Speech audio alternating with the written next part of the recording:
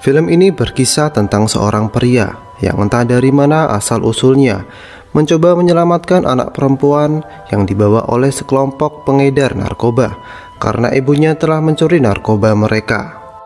Ini film sekilas mirip dengan John Wick pertama, tentang seorang diri mengejar musuhnya walaupun musuhnya banyak.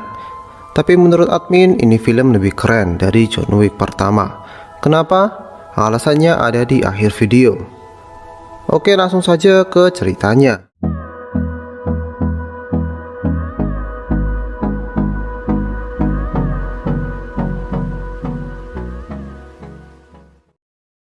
Kisah ini dimulai saat polisi Kim dan anggotanya menggerebek klub malam guna menemukan barang bukti sampel heroin yang akan didagangkan. Di dalam klub malam, target dan security-nya sedang menikmati musik dan penari wanita bernama Hyojung. Penggerebekan pun dimulai. Walaupun dengan kekerasan, security itu bisa ditangkap. Tapi barang bukti sudah hilang karena diketahui sudah dicuri oleh Hyojung yang bersekongkol dengan teman prianya.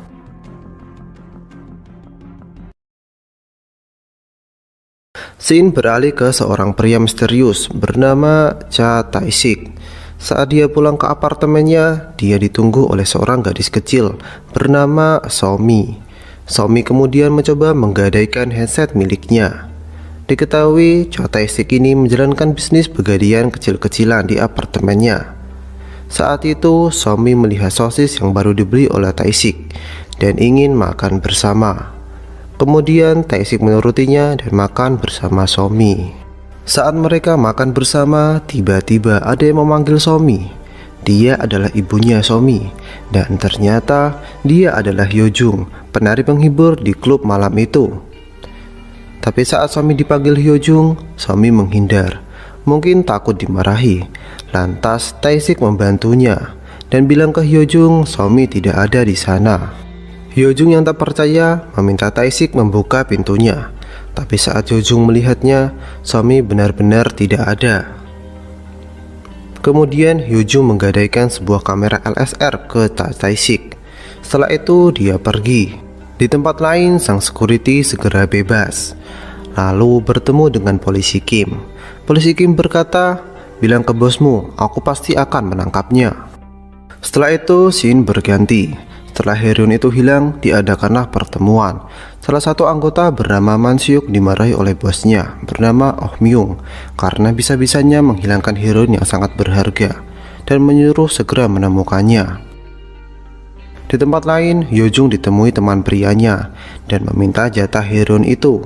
Tapi Hyojung tidak mau memberikannya karena pria itu meminta 70%, sedangkan Hyojung maunya 50-50. Lantas pria itu kesal dan kemudian pergi.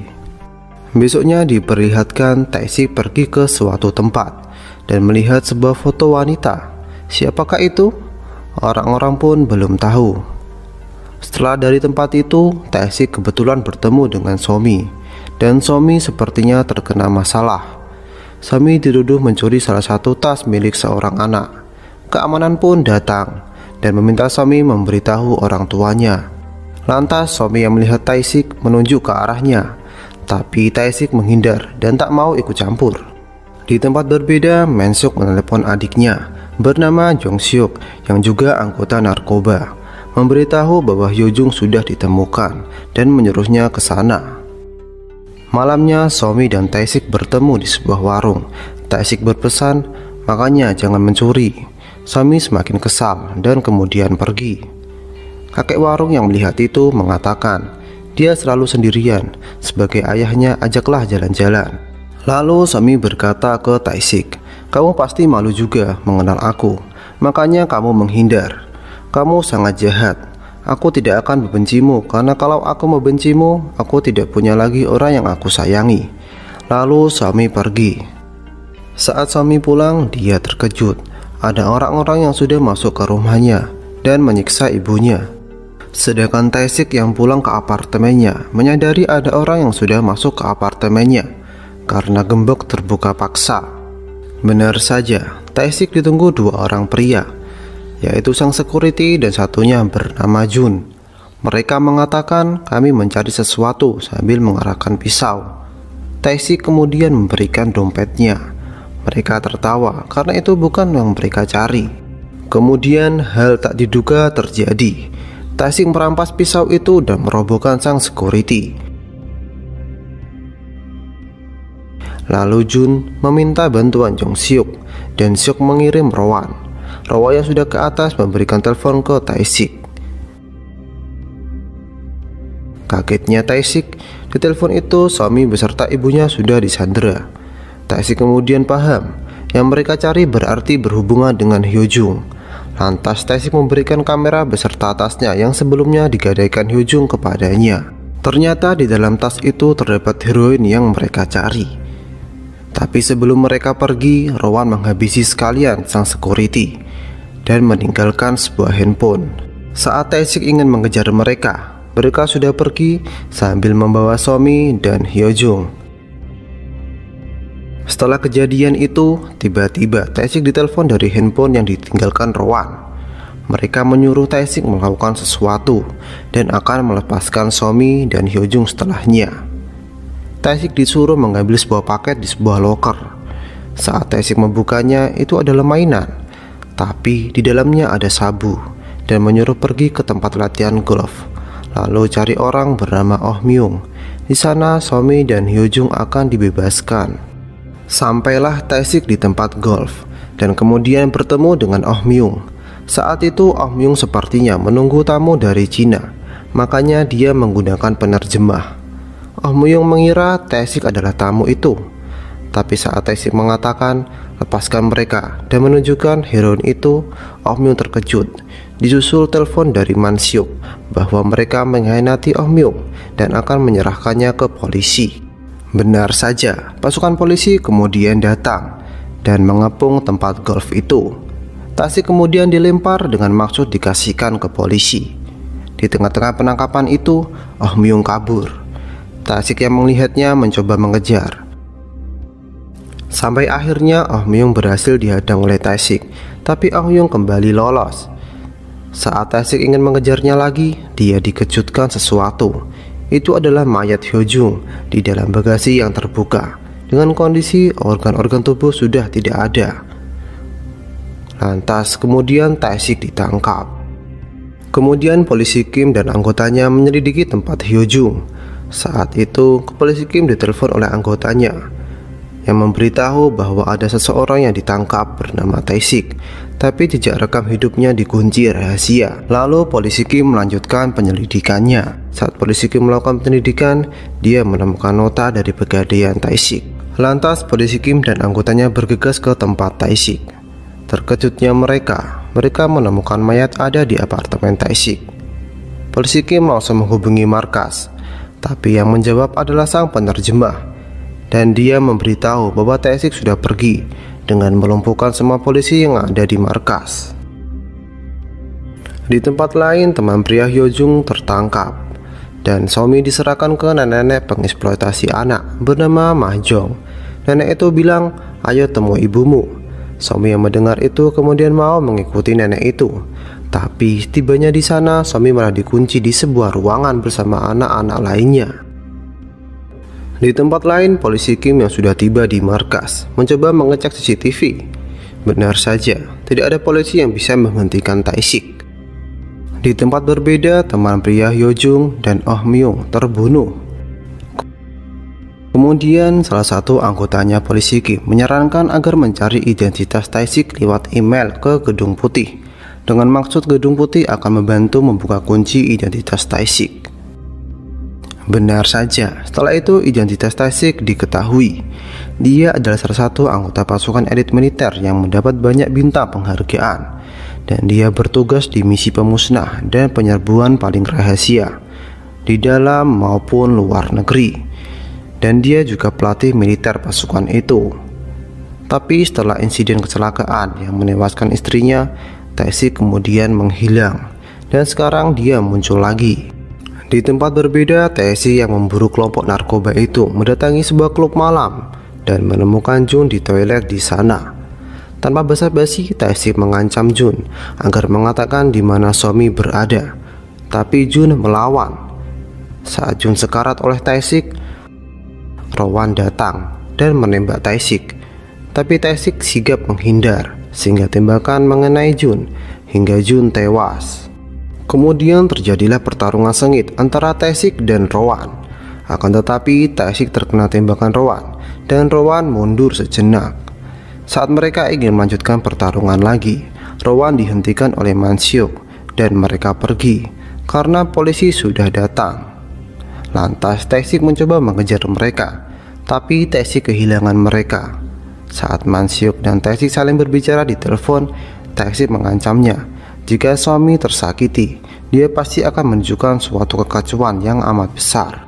Sedangkan polisi Kim dan anggotanya yang kehilangan Tae-sik dan kelompok Man-seok kembali ke markas.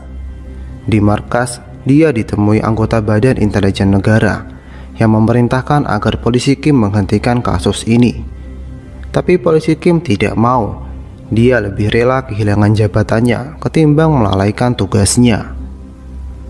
Anggota intelijen negara itu kemudian menceritakan, di tahun 2006 ada pegawai pertahanan nasional yang menjual informasi ke luar negeri dan harga informasi itu adalah 200 juta dolar. Pasukan khusus dikirim untuk menghabisi semua orang yang bersangkutan dan memperoleh kembali informasi itu. Cha Tae-sik dari unit pemusnah dibantu Mondal dari unit penyusupan. Misinya sukses, tapi Tae-sik mengalami pengorbanan yang amat besar. Keluarganya menjadi sasaran balas dendam, sehingga istrinya yang hamil dibunuh, sedangkan dia hampir mati. Diketahui foto di awal scene adalah istri Tae-sik yang sudah meninggal. Di tempat lain, Tae-sik yang terluka ditemukan kawan lamanya yaitu Mondal. Beruntung Tae-sik segera diselamatkan. Setelah sadar, Tae-sik meminta ke Mondal untuk memberikannya senjata karena dia ingin menyelamatkan seseorang. Mondal hanya tersenyum. Setelah 3 tahun tak bertemu, apa kalimat ini saja yang kau katakan? Dengan ini, Tae-sik kembali ke jati dirinya dulu dan bersiap memburu mangsanya. Saat bersamaan, Tae-sik dihubungi oleh polisi Kim dan memberitahu suami terlihat di daerah pecinan.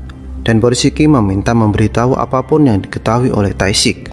Tae-sik mengatakan bahwa Man-seok dan Jong-seok yang membunuh Hyo-jung dan yang mengirimnya. Itu saja. Tae-sik kemudian ke daerah pecinan itu dan melihat mainan sama persis pada bungkus heroin di awal scene. Sedangkan polisi Kim menangkap anak buah Man-jong.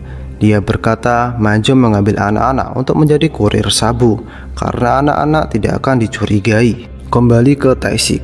Tae-sik kemudian mengikuti anak laki-laki yang dia duga menjadi kurir sabu. Tapi saat Tae-sik mengikutinya, dia bertemu dengan 2 polisi keamanan kota, sehingga dia mencoba menghindar dan tidak bisa menangkap anak laki-laki itu. Tapi Tae-sik yang berhasil kabur dari 2 polisi itu berhasil menelusuri jejak anak laki-laki itu. Sampailah di sebuah gedung. Di dalamnya ada anak-anak dipaksa menjadi buruh pembuat sabu, lengkap dengan bahan dan alat-alatnya. Saat anak-anak tidak kuat dan roboh, anak-anak akan dibunuh lalu dijual organ tubuhnya. Saat Tae-sik mengetahui itu, Tae-sik sangat marah dan membunuh semua kelompok narkoba itu. Sampailah Jong-seok dihajar Tae-sik, tapi Tae-sik tidak langsung membunuhnya. Tae-sik menelepon Man-seok, memberitahu bahwa adiknya sudah berada di genggamannya dan menyuruh memberikan Somi dalam waktu 1 jam. Man-seok yang marah mengetahui adiknya disiksa. Tae-sik menyuruh anak buahnya mencungkil mata Somi. Kembali ke Tae-sik, Tae-sik yang tak bisa mengampuni perbuatan Jong-seok membunuhnya dengan meledakkan tempat itu, sehingga Jong-seok mati dan musnah bersama pabrik heroin itu. Lalu menyuruh anak-anak menunggu bantuan datang. Di tempat berbeda, anak buah Man-seok yang menerima perintah untuk menyungkil mata Somi melakukan persiapan, dan di sana ada juga Rowan. Di tempat lainnya juga polisi sudah menangkap Man-jong dan menggeledah tempatnya. Kembali ke Tae-sik. Tae-sik akhirnya bertemu dengan Man-seok dan anggotanya. Man-seok bertanya, "Siapa kau sebenarnya?" Sehingga repot datang hanya untuk anak itu. "Dan di mana adikku?" Tae-sik menjawab, "Aku hanya tetangganya. Serahkan Somi dulu." Kemudian Man-seok memberikan sebuah botol kaca. berisi bola mata, dan Mansuk memberitahu bahwa bola mata itu milik Somi dan Somi sudah tewas. Tae-sik pun sangat marah mendengar hal itu dan menghabisi semuanya tanpa ampun. Satu persatu anak buah Mansuk tewas. Mansuk yang melihat kekacauan itu memutuskan kabur. Sampai akhirnya Tae-sik melawan Rowan lagi, tapi kali ini Rowan terbunuh oleh Tae-sik. Saat semua sudah tewas, Tae-sik kembali memburu Mansuk yang kabur. Mansuk yang hampir berhasil kabur bisa dihentikan Tae-sik dengan menembak ban mobilnya, sehingga mobil Mansuk menabrak dan terhenti. Saat itulah Tae-sik ingin langsung menghabisinya, tapi mobil itu ternyata anti peluru. Mansuk kemudian mencoba menelepon polisi, bermaksud polisi segera datang sehingga nyawanya selamat. Tapi nafsu membunuh Tae-sik sudah berada di puncak. Tae-sik mengarahkan tembakan ke suatu titik ke kaca mobil itu, sehingga kaca itu bisa tertembus. Sampai akhirnya Mansuk terbunuh. Tae-sik yang frustasi merasa lagi-lagi tak bisa menyelamatkan seseorang yang ingin dia lindungi. Kemudian dia ingin mengakhiri hidupnya dengan menembakkan pistolnya ke kepalanya. Tapi Tae-sik sekilas mendengar langkah kecil kaki yang datang menghampirinya. Saat Tae-sik menoleh dan menghampirinya, dia adalah Somi. Ternyata Somi masih hidup. Somi langsung memeluk Tae-sik sambil berkata, "Terima kasih, paman datang menyelamatkanku." Polisi akhirnya datang ke TKP Tae-sik dan menemukan semua kelompok narkoba sudah tewas, dan menemukan anak buah Mansuk yang ditugaskan mencungkil mata Somi juga tewas dengan kondisi kedua bola matanya tidak ada. Ternyata diketahui Rowan menyelamatkan Somi dari operasi itu dan menggantikannya dengan bola mata milik dokter bedah tersebut. Akhirnya semua usai. Tapi sebelum Tae-sik dibawa polisi, Tae-sik meminta polisi untuk menghantarkannya ke suatu tempat. Tae-sik membawa Somi ke warung kakek di awal scene dan membelikan peralatan sekolah. Lalu Tae-sik berkata, "Maaf, waktu itu tidak membantumu dan malah menghindar. Sekarang kau sendirian. Semoga kau baik-baik saja." Sambil dia memeluk erat Somi, dan kisah pria misterius yang entah dari mana datangnya berakhir. Oke, itulah kisah Tae-sik di film The Man from Nowhere.